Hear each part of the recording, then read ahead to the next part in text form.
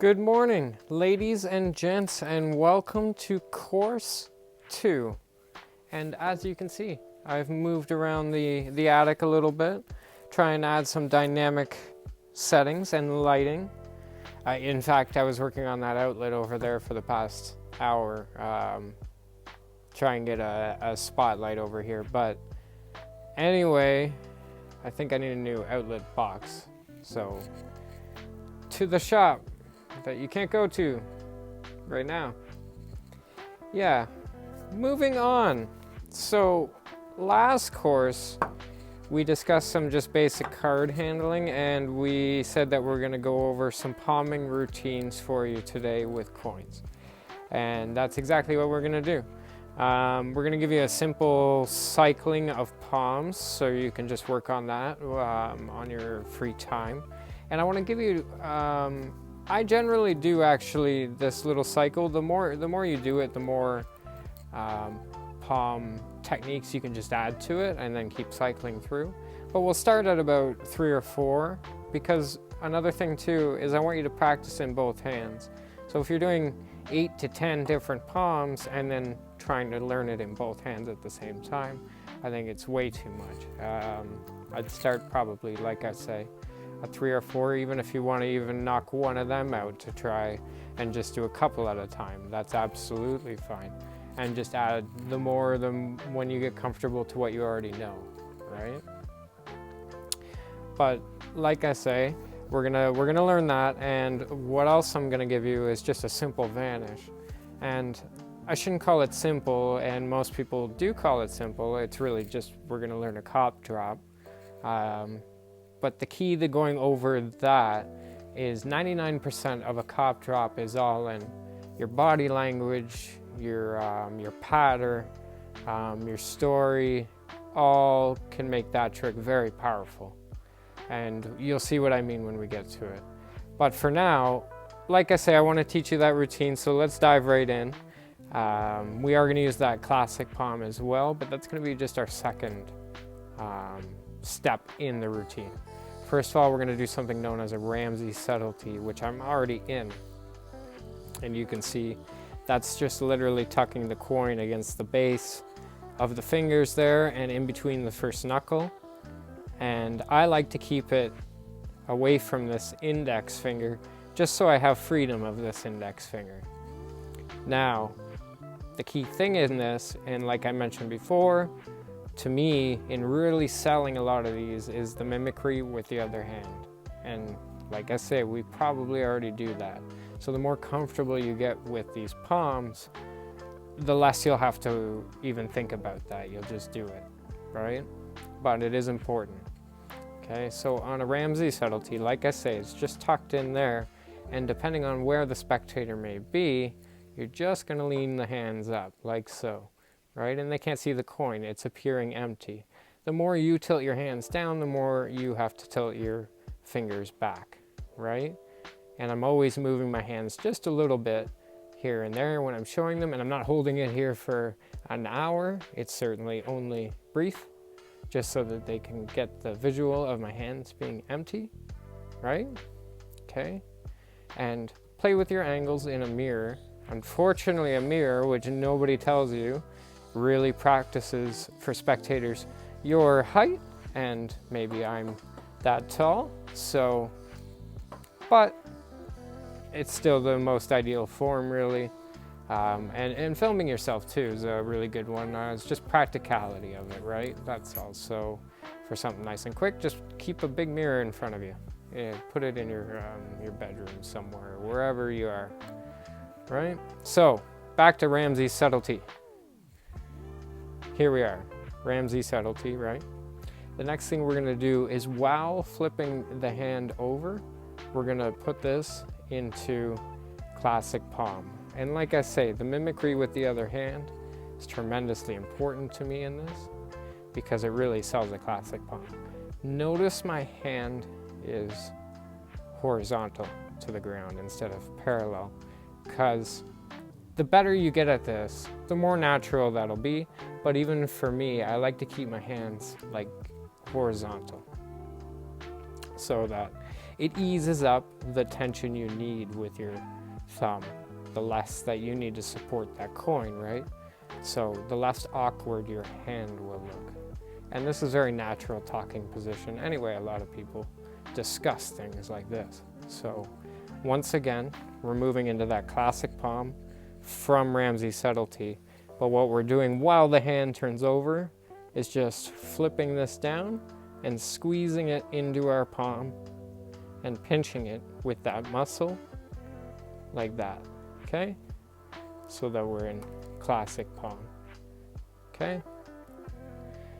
And I do it with a hand rotation just so it looks much more natural, okay?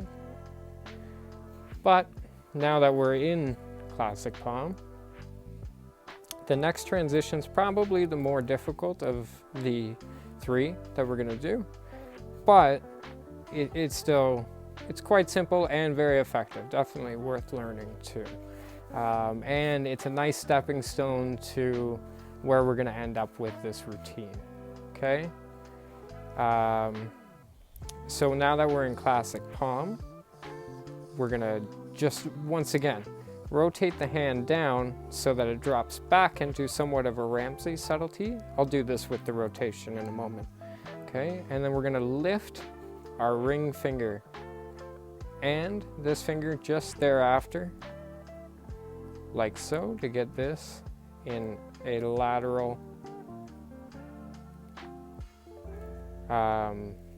finger curl, right? And we're just doing it on the middle finger. You could do that on any finger. Specifically, this finger, for another time, if you do end up doing a lateral curl, is referred to as a nowhere palm, if you do ever hear that. But this is just a lateral finger palm in your middle finger, right? And the reason, once again, it's very similar to the Ramsey subtlety, except giving you the freedom to open your hand and give you a little bit more freedom with your hands, right?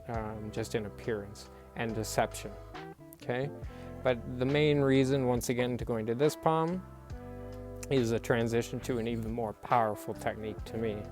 And what you're gonna do with your hands, maybe again, sideways like this, right?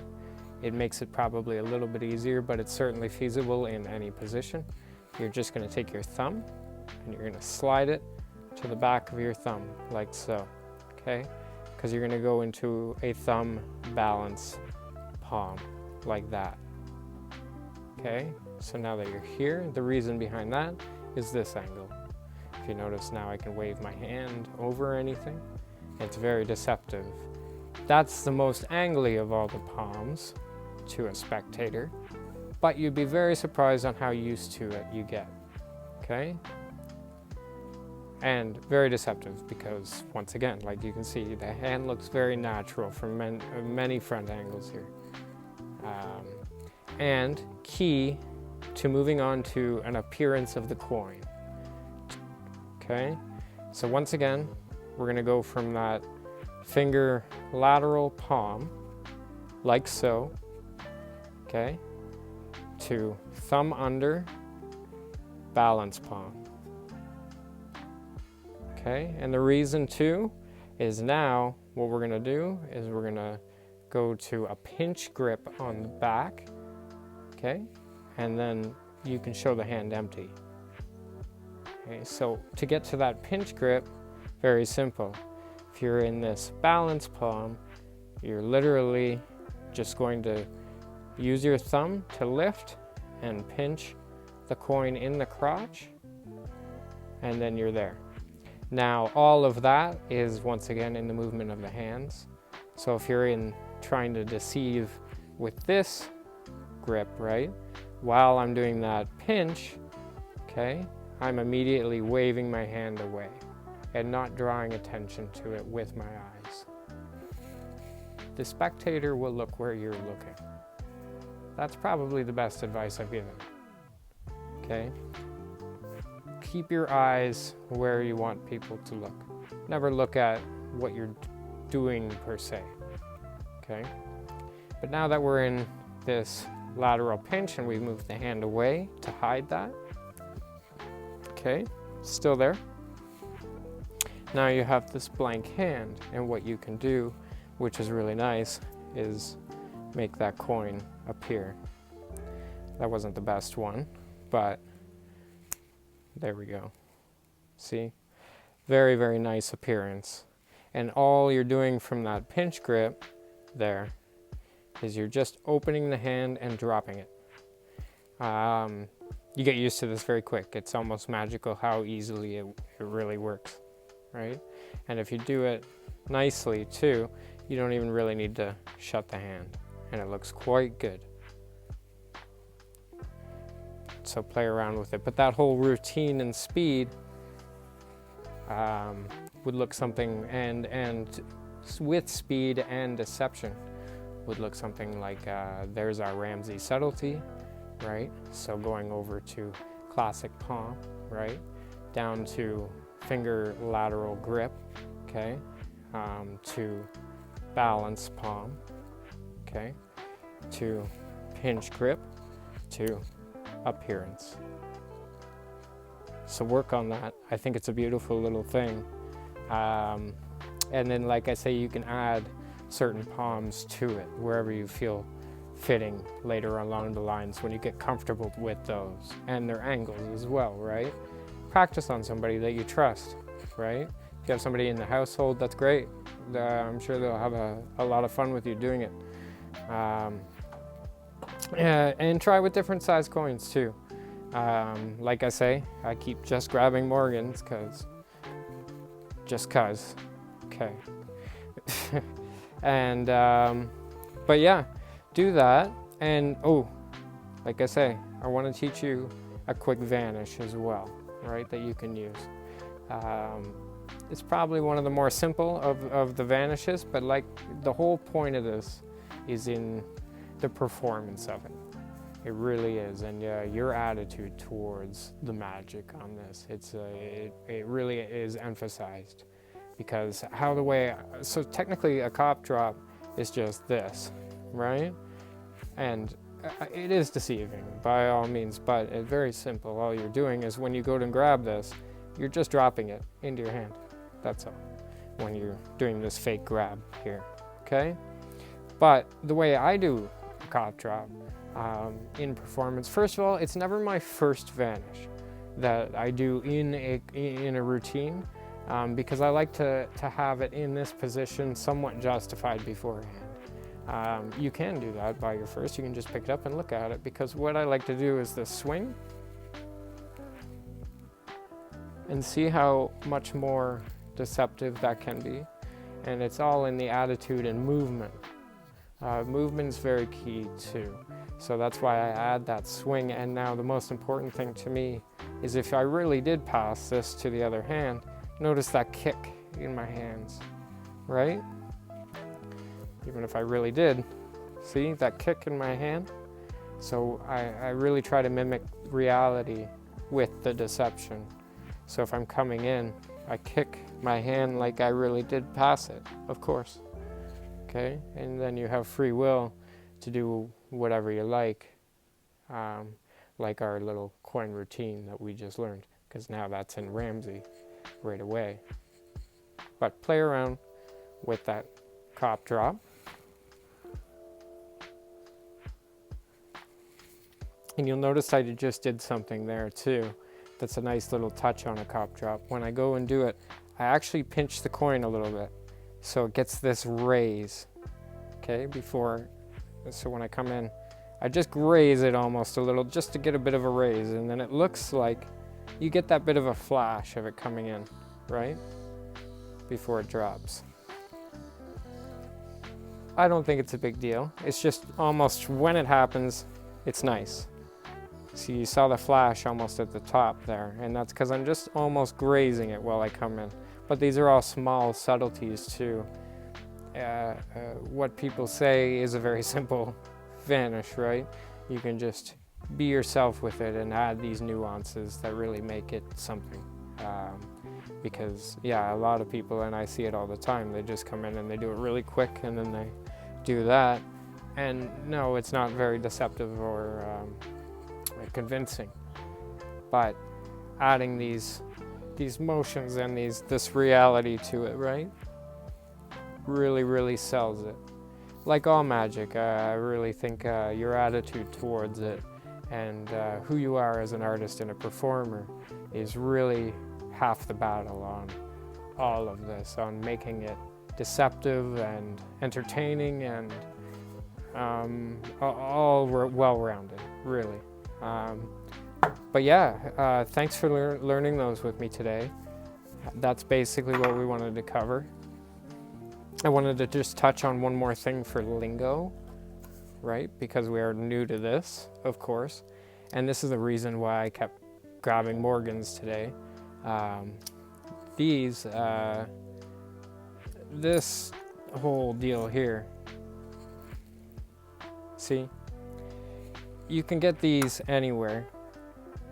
Well, not anywhere. I don't think you can go to Walmart and get them, but I mean any magic shop or any online magic shop, even Amazon, eBay, all that sort of jazz. There's certainly nicer ones out there, and I would certainly encourage you to do a little bit of research and buy a nice set, because it will last you your whole life if you do buy a nice set. But what I'm talking about is this is a shell.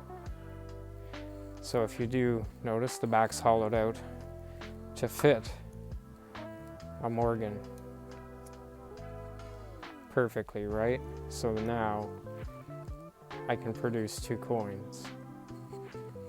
Okay, so whenever, the main point is I'm not going to teach you per se how to use shells right now, or much going on, but when you do hear the term, or if you are interested in looking into shell work, before we get to it, feel free.